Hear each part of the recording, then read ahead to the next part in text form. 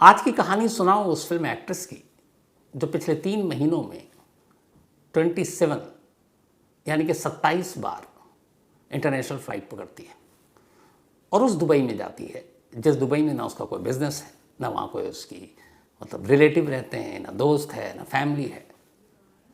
और बार बार international travel करने पर कैसे शक होता है और फिर कैसे एक राज फाश होता है, कैसे एक डीजीपी यानी डायरेक्टर जनरल ऑफ पुलिस, जिसे आप कह सकते हैं कि स्टेट का सबसे बड़ा टॉप बॉस पुलिस का, उनकी बेटी, और फिर कैसे उन डीजीपी साहब का भी एक अतीत है, एक पुरानी कहानी है।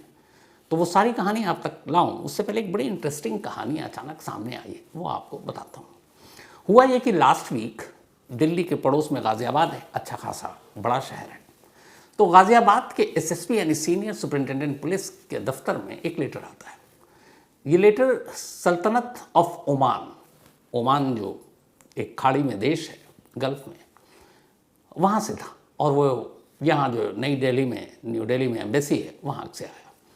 उस लेटर में ये लिखा था कि सल्तनत ऑफ ओमान के नई दिल्ली में high commissioner mister KS. Rana ये एक प्राइवेट विजिट पर गाज़ियाबाद आएंगे, तो प्रोटोकॉल के तहत इनको सिक्योरिटी और वीआईपी ट्रीटमेंट दिया जाए। आमतौर पर जब किसी भी देश के हाई कमिश्नर या एम्बेसडर कहीं जाते हैं तो बाकायदा उनके लिए रेड कारपेट बिछा होता है, वहाँ की पुलिस उनको फॉलो करती है, प्रोटेक्शन देती है, सिक्योरिटी देती है। तो ऐसा बहुत होता है अक्सर, और दिल्ली के आसपास में है गाज़ियाबाद और ऐसे जितने भी, तो बहुत सारे बार बार आते हैं इस तरह के लेटर। पुलिस वाले उन्हें सिक्योरिटी भी दे देते हैं। दिल्ली की बॉर्डर जैसी ख़त्म होती है, गाज़ियाबाद की सीमा शुरू होती है, वहाँ से फिर उनके पुलिस वालों का काफ़िला उनके साथ लग जाता है और जहाँ भी जाना होता है वो उनके साथ साथ रहते हैं। तो क्या होता है, उससे थोड़ा भौकाल होता है। आगे पीछे गाड़ियाँ चल रही हैं, बीच में आप बैठे हुए हैं, तो जो गुजर रहे हैं लोग भी देख के समझ रहे हैं कोई वीवीआईपी जा रहा है। तो इनका भी लेटर आया। लेटर के बाद जो बाकी के पुलिस अफसर से उन्होंने कहा ठीक है, ये टाइम है, ये डेट है, तो इनको भी हम सिक्योरिटी देते हैं, इनका ध्यान रखेंगे। अब चूँकि एक देश की एम्बेसी का मामला था, हाई कमिश्नर के, तो टॉप बॉस तक भी ये बात जानी थी। तो एसएसपी साहब तक भी वो लेटर भेजा गया कि साहब ऐसे ऐसे आ रहे हैं हाई कमिश्नर साहब। अब एसएसपी साहब एक आईपीएस अफसर हैं। इंडिया का जो सबसे टफेस्ट एग्ज़ाम होता है यूपीएससी, सिविल सर्विसेज एग्ज़ाम, जो पास करते हैं वही आईएएस या आईपीएस बनते हैं, या आईआरएस बनते हैं, या आईएफएस बनते हैं। तो उन्होंने भी आईपीएस क्लियर कर रखा है, अच्छी खासी उनको भी जानकारी है। उन्होंने वो लेटर पढ़ा, लेटर पढ़ने के बाद रखा, फिर अचानक कुछ याद आया, उन्होंने दोबारा लेटर पढ़ा। जब दोबारा लेटर पढ़ा तो सिर्फ 2 चीज़ों पर उनकी नज़र गई, और इन 2 चीज़ों के बाद उन्होंने फ़ौरन अपने जूनियर को फ़ोन किया और बुलाया और कहा कि ये जो हाई कमिश्नर साहब आ रहे हैं, इनके पास आप ही जाओ, और जब ये आ जाए तो इनको लेकर आओ। उन्होंने कहा ठीक है, पर समझ में नहीं आया क्या बात है भाई। अब तय वक्त पर हाई कमिश्नर साहब दिल्ली से ओमान के जो है मिस्टर के.एस. राणा गाज़ियाबाद पहुंचते हैं।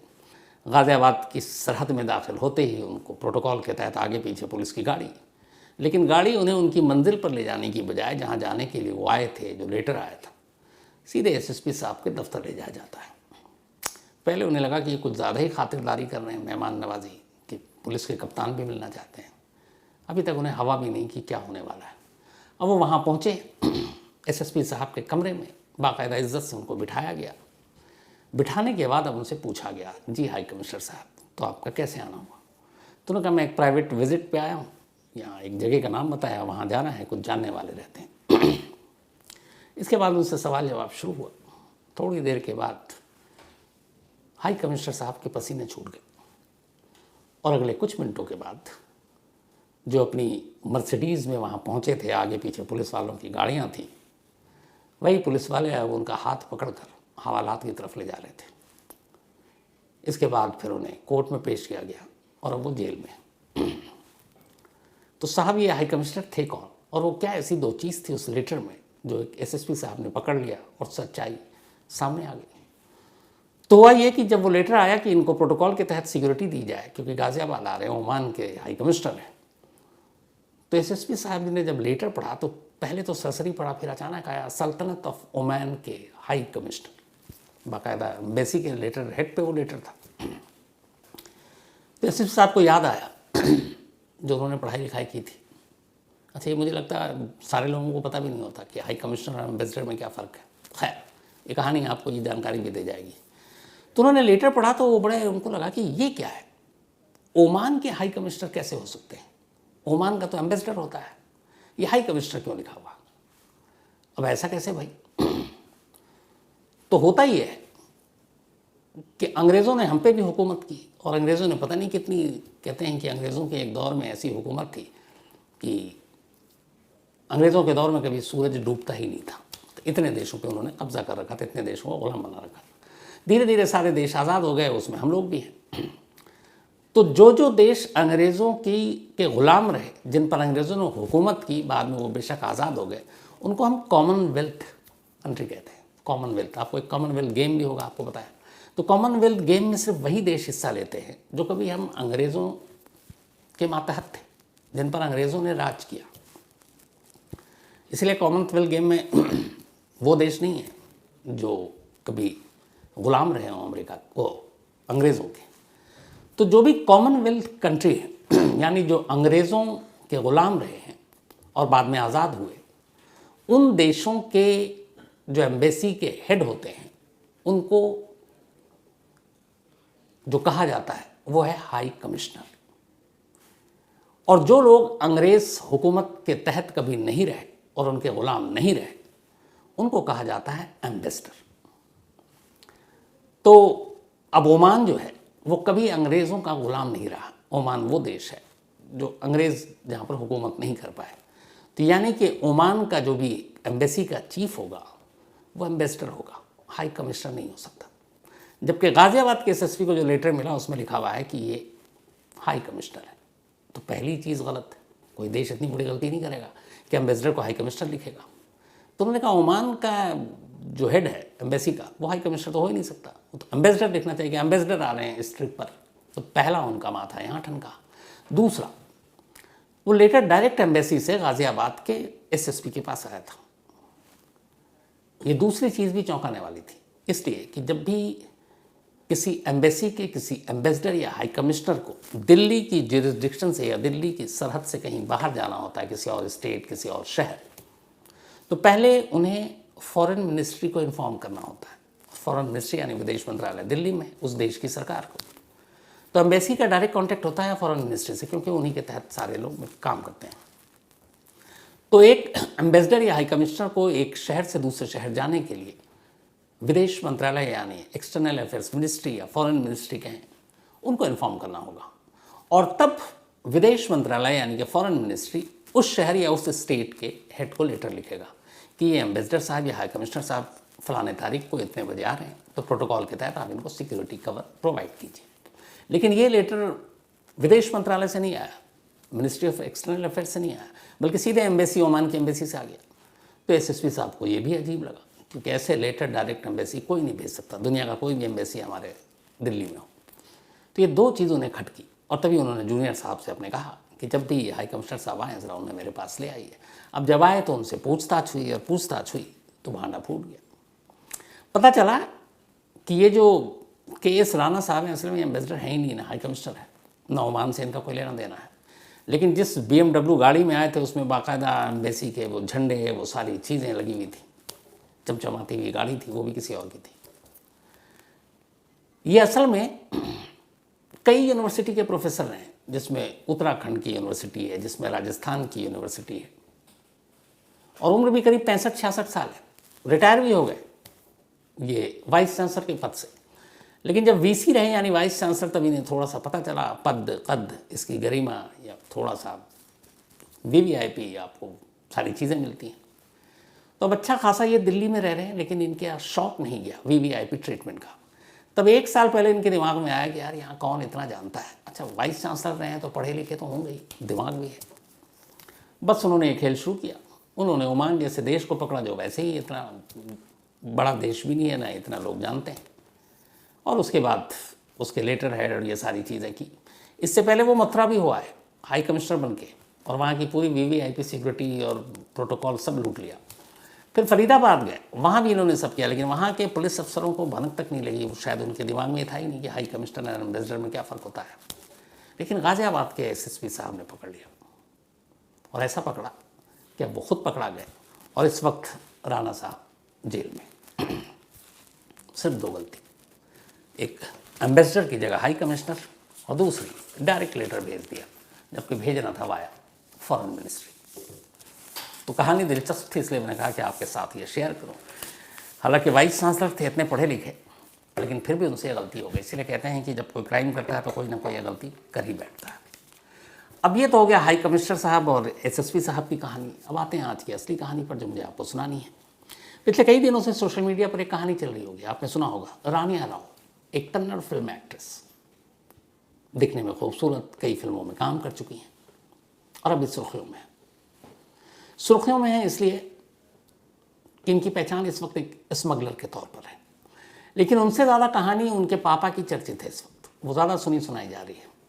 उनके पापा डीजीपी रैंक के पुलिस अफसर हैं, मतलब डायरेक्टर जनरल ऑफ पुलिस की रैंक के, और ये बड़ा पोस्ट होता है किसी भी स्टेट का, जो टॉप बॉस होता है। जैसे भी मैंने कहा गाज़ियाबाद के जो एसएसपी, तो वो उस गाज़ियाबाद शहर के कप्तान हैं। कप्तान का मतलब ये होता है लीडर। तो उसी तरीके से एक पूरे स्टेट, जैसे गाज़ियाबाद है तो पूरे स्टेट, यूपी की बात करें तो वहाँ डीजीपी होते हैं, जो भी प्रशांत कुमार जी हैं, जिनकी मूछें हैं बहुत फेमस हैं। तो सेम वैसे ही एक डीजीपी कर्नाटक के, और वो डीजीपी रामचंद्र राव जी की बेटी है रानिया राव। हालांकि सौतेली बेटी है, क्योंकि जो शादी की तो ऑलरेडी पहले वो किसी और की, मतलब माँ तो वही थी लेकिन पिता कोई और थे।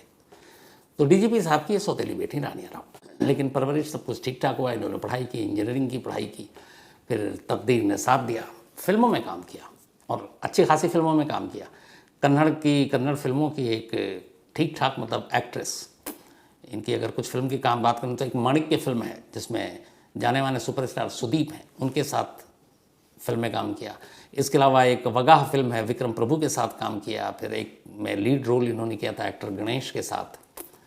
तो ये सारी फिल्मों में भी काम किया, लेकिन फिर बाद में इन्होंने एक आर्किटेक्ट से शादी कर ली और ठीक ठाक ज़िंदगी अपनी बेंगलुरु में गुजार रही थी।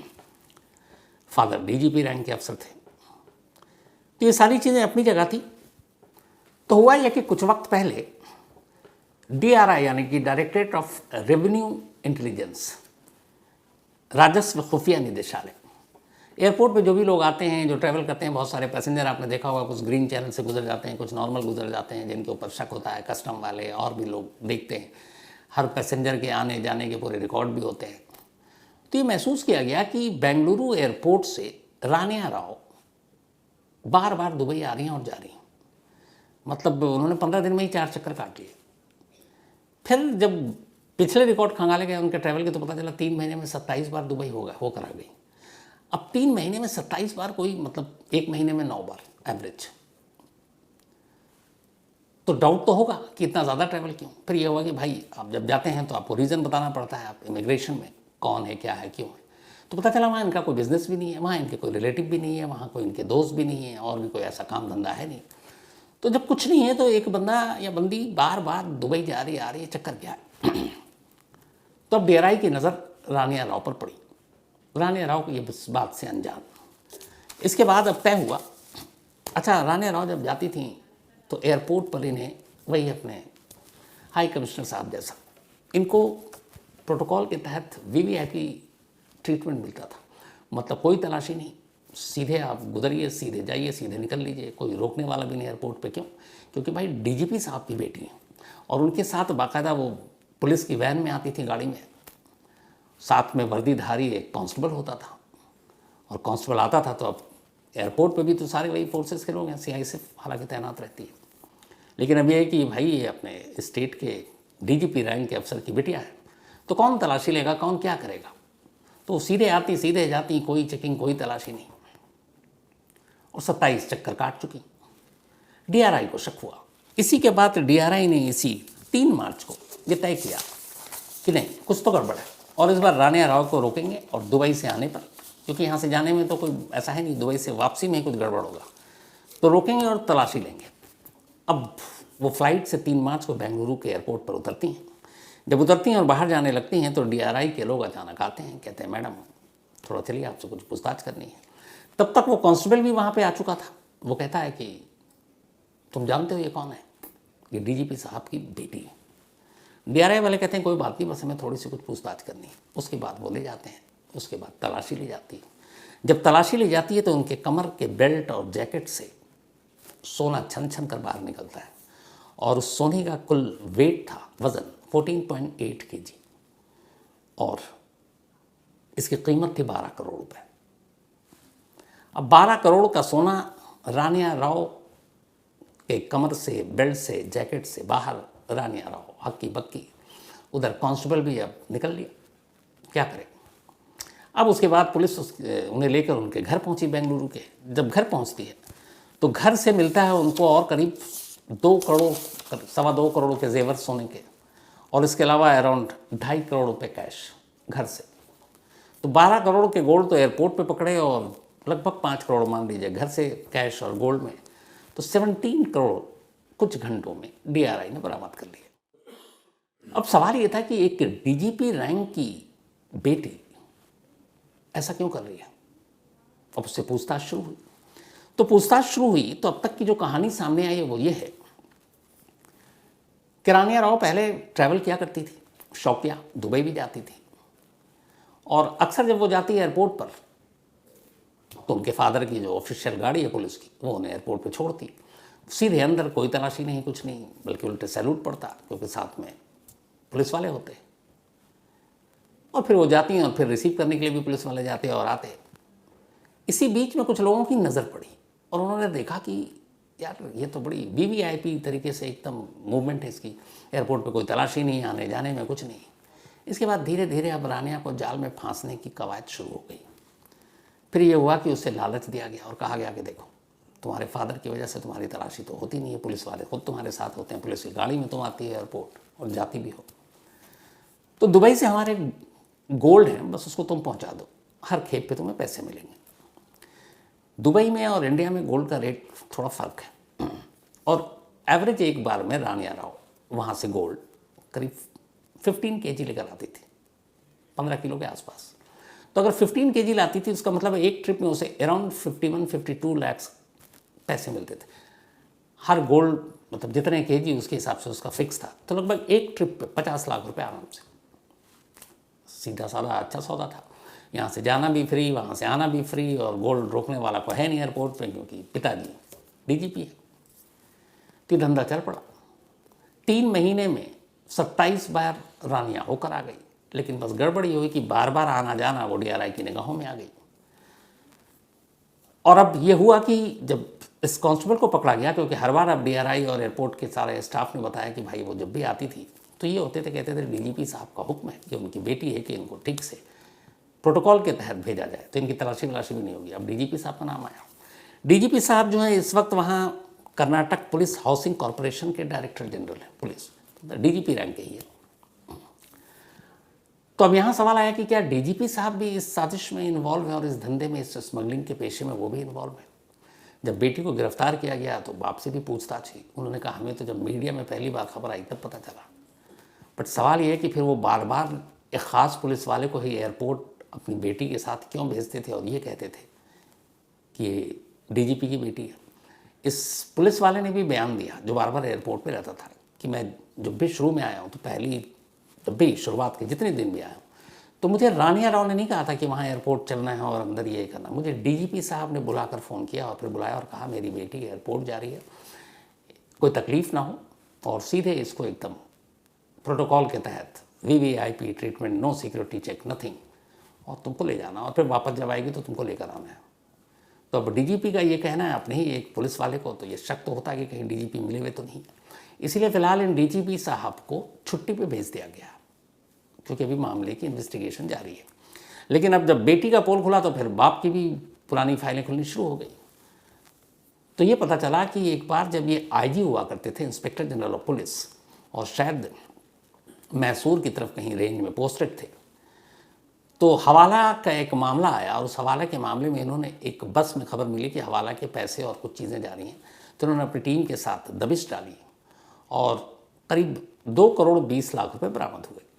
लेकिन जब कोर्ट में जमा किया गया कि कितने की इस दबिश में, छापे में पकड़ा गया, तो वो दिखाया सिर्फ 20 लाख 2 करोड़ गायब।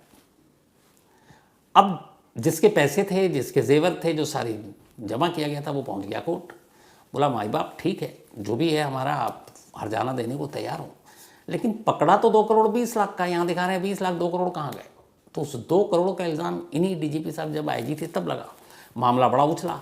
फिर उस वक्त कहते हैं जो कर्नाटक के चीफ मिनिस्टर थे, उन्होंने साफ साफ आदेश दिया था कि इनको सस्पेंड कर दो और इंक्वायरी बैठाओ, लेकिन इनकी पहुंच बहुत ऊपर तक है। सस्पेंड हुए नहीं, कुछ हुआ नहीं, बल्कि उनका तबादला ज़रूर हो गया सिर्फ, और कुछ नहीं हुआ। तो ये दाग उनके ऊपर पहले रहा है। और अब सीधे सीधे बेटी 14 दिन की जुडिशियल कस्टडी में भेज दी गई है, और पुलिस ये जांच कर रही है कि इनके पीछे पीछे कौन कौन से और रैकेट है, कौन कौन से लोग हैं।